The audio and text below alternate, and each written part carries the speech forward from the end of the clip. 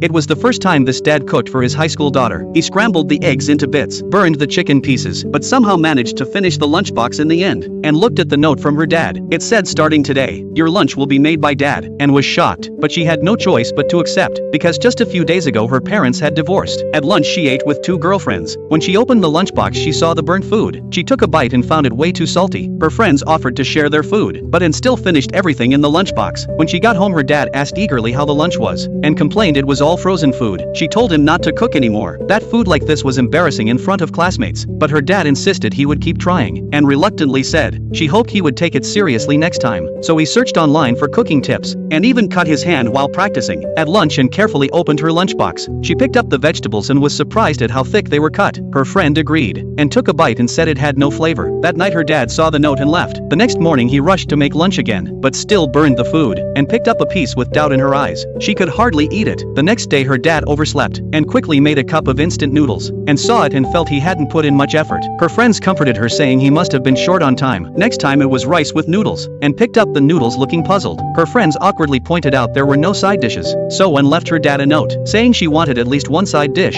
Her dad complained to his co-workers. One said sashimi was easy to make and delicious. He happily packed a box of sashimi for Anne, but the whole classroom smelled like fish. After class Anne rushed to the rooftop. When she opened it, the sashimi had already gone bad. At home her dad proudly asked how it was, and said the fish smelled rotten, and begged him not to make lunch again. Feeling discouraged, he told his co-workers about it. A female co-worker suggested buying a lunchbox girls would like, and a few cookbooks. So after work he carefully picked fresh vegetables at the market, followed recipes and prepped everything that night. The next morning he took his time and finally made a successful lunchbox.